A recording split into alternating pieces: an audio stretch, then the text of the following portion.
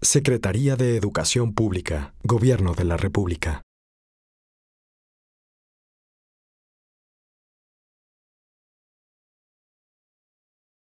A ver, sobre el primer tema todavía no sacamos las bases de licitación, pero se estarán sacando próximamente y estarán abiertas para todas las universidades públicas y privadas que quieran participar y que, bueno, respondan a estas bases, ¿no?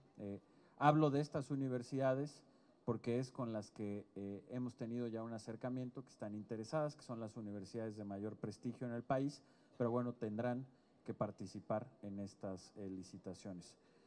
Después, sobre los asesores técnico-pedagógicos, sí, particularmente para esta parte, se va a capacitar a un grupo de asesores técnico-pedagógicos para ayudar a orientar a los maestros, que es a lo que me refería y que presenté ayer, que orienten a los maestros a partir del resultado que recibieron. Los resultados ya personalizados de la evaluación vienen con comentarios. Se le explica al maestro por qué obtuvo la calificación de insuficiente o suficiente o buena o la que sea en cada una de las áreas y viene una explicación. Entonces, el asesor técnico pedagógico estará capacitado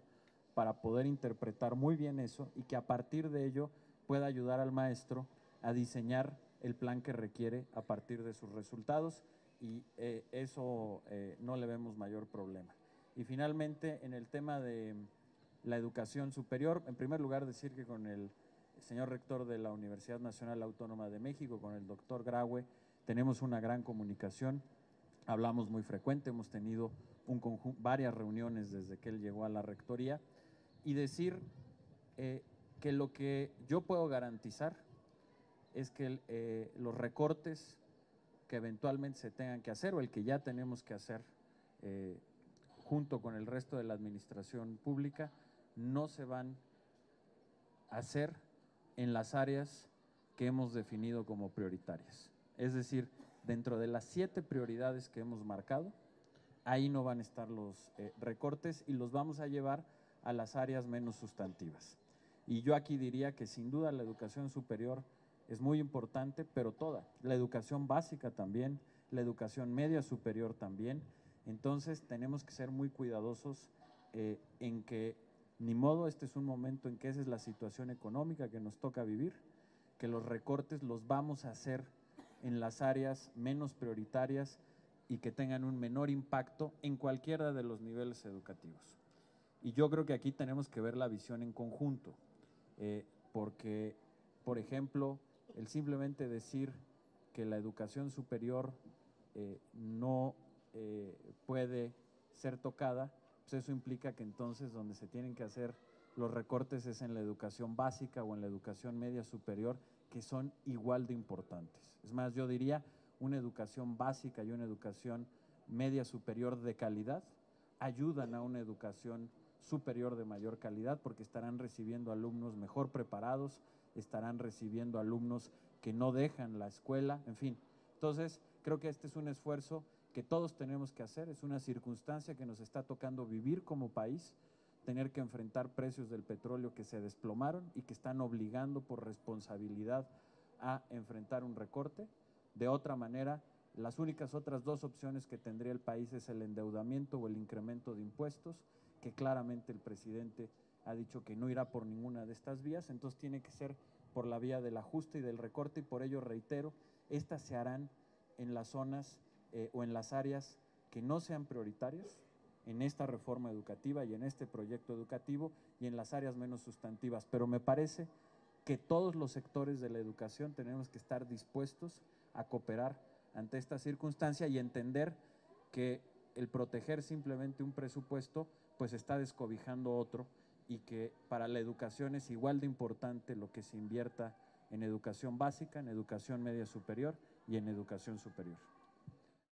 Sobre la primera pregunta, estamos precisamente en estos momentos, ya me han tenido listo un análisis muy preciso sobre todos estos detalles de la evaluación, que por supuesto también vamos a compartir. Aquí, ¿cuál es la única área que tenemos que cuidar? Porque así lo marca el artículo 79 de la Ley del Servicio Profesional Docente, es que los datos ya particulares de la evaluación, son datos personales y por lo mismo es que no estamos dando nombres de los maestros respecto a su evaluación, pero todos los datos, dijéramos, no personalizados que va a permitir conocer en números y en porcentajes cuáles fueron las disciplinas más altas, las más bajas, los desempeños regionales, etcétera, todo eso va a ser público. Primera pregunta. Segunda pregunta era sobre… no hay tercera oportunidad. A ver, lo que nosotros hemos determinado es que por ser la primera vez que había esta evaluación, hubiera dos oportunidades, es decir, el día de la evaluación, que como ustedes saben hubo en las 32 entidades del país, y después para quienes no pudieron ir a esa primera evaluación, que tuvieran una reposición o una segunda oportunidad, que como saben ya se realizó en 28 entidades del país, faltan 4 que se harán antes del mes de julio, es decir, dentro del primer semestre de este año, y ya. Todos los maestros de México van a tener estas dos oportunidades, pero reitero, no habrá una tercera. Es decir, los 3.360 maestros que ya han sido de baja, ese es un proceso irreversible y que no habrá una tercera oportunidad para estos maestros, ¿no? Y finalmente, sobre el último tema que señala, me parece que es muy claro que este partido político y su dirigente pues prefieren y anteponen el poder hacer un pacto con facciones que representan al viejo sistema, es decir, facciones que están en la lógica de la venta de plazas, de la herencia de plazas, de dejar a los niños sin clases, de no cumplir con la ley y de no evaluarse. Y ese es el tipo de pactos políticos que busca este partido y su líder, poniéndolos por encima del derecho que tienen los niños y las niñas a la educación,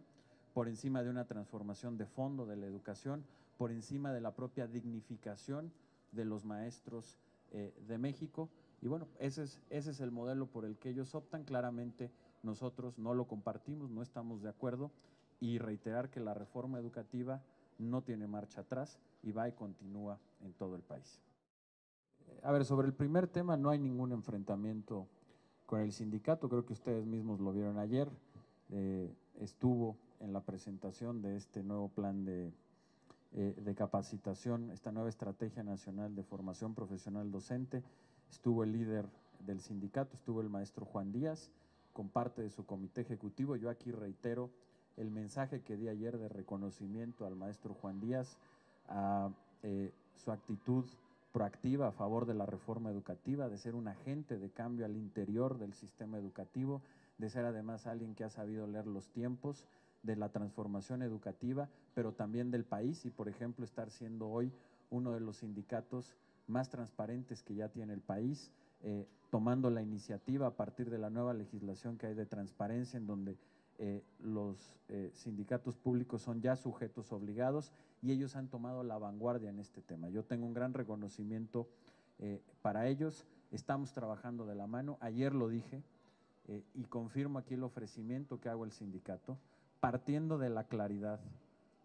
del respeto que nosotros debemos de tener a su autonomía sindical, pero también el respeto que debe de haber a la autonomía de las decisiones de la autoridad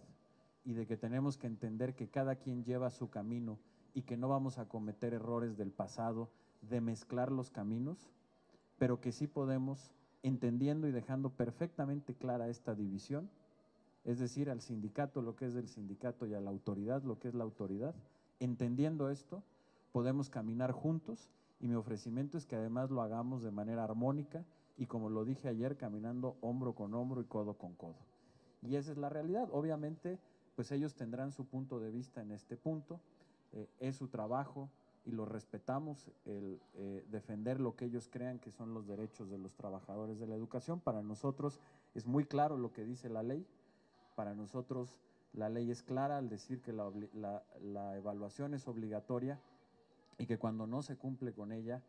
lo que corresponde es la separación del servicio sin responsabilidad para la autoridad. Lo dice muy claro la ley y bueno, todo el mundo tiene derecho a ir a los tribunales, pero nosotros estamos seguros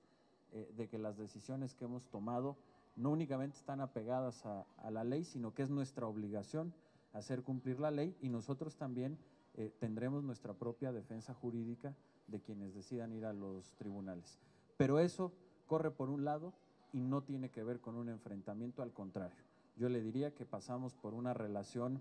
de mucho respeto, de haber entendido esta nueva condición que marca la reforma educativa, en donde el Estado ha recuperado la rectoría